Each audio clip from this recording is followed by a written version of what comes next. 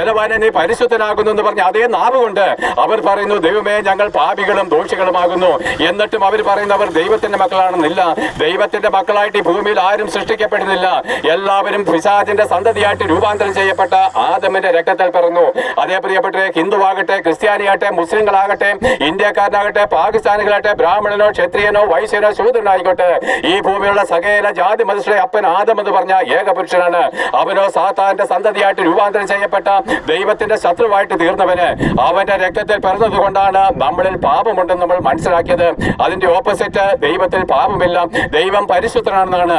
അപ്പോൾ ഈ പരിശുദ്ധനായിരിക്കുന്ന ദൈവത്തിന്റെ സന്നിധിയിലേക്ക് പാപിയായിരിക്കും നമുക്ക് കടന്നു ചെല്ലുവാൻ കഴിയത്തില്ല എന്ന് ആത്മാവിൽ ബോധ്യമായിരിക്കുന്ന ജനം ആ ദൈവത്തെ പ്രസാദിപ്പിച്ച് വല്ലവിധയും സ്വർഗത്തിലേക്ക് പ്രവേശിപ്പാനായിട്ട് അവരെന്താണ്, ആ ദൈവം ആരെന്ന് തിരിച്ചറിയാതെ ദൈവത്തെ അവർ സ്വന്തമായിട്ട് സൃഷ്ടിച്ചിട്ട് സ്വന്തമായിട്ട് അതിന് ആരാധനാ ക്രമങ്ങളെ സൃഷ്ടിച്ചുകൊണ്ട് ഈ ലോകം നൂറുകണക്കിന് ആയിരക്കണക്കിന് മതങ്ങൾ കൊണ്ട് നിറക്കപ്പെട്ടു. അതേ പ്രിയപ്പെട്ട എണ്ണിയാലൊടുങ്ങാത്ത മതങ്ങളും മതഭക്തികളുണ്ടും ലോകം നിറയപ്പെട്ടു. ഓരോ മതങ്ങളും എന്താണ് സ്വന്തം ഇഷ്ടപ്രകാരം സൃഷ്ടിക്കപ്പെട്ടതല്ല. ഈ മതങ്ങളെല്ലാം സൃഷ്ടിക്കപ്പെട്ടത് ദൈവത്തിൽ നിന്നല്ല. ക്രിസ്തീയ മതം ഉൾപ്പെടെ ഒരു മതവും ദൈവത്തിൽ നിന്ന് വന്നതല്ല. അത് മനുഷ്യന്റെ ഹൃദയത്തിൽ തോന്നിയതുമല്ല. അത് സാത്താന്റെ ഇഷ്ടമത്രേ പ്രിയപ്പെട്ട. എല്ലാ മതത്തിന്റെ ആവിർഭാവം സാത്താന്റെ ഹൃദയത്തിൽ നിന്നാണ്.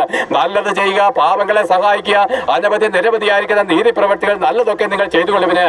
എന്നാൽ പരിശുദ്ധനായിരിക്കുന്ന ദൈവത്തിന്റെ അടുക്കിലേക്ക് പ്രവേശിക്കണമെങ്കിൽ നിങ്ങൾക്കൊരു പാപമോചനം ആവശ്യമാണ്. എന്നാൽ എല്ലാ നല്ല പ്രവൃത്തികളും ചെയ്തിട്ടും പാപമോചനം നേടാതെ നിത്യമായിരിക്കും നരകാഗ്നിയിലേക്ക് ഒടുങ്ങിപ്പോവുകയാണ്.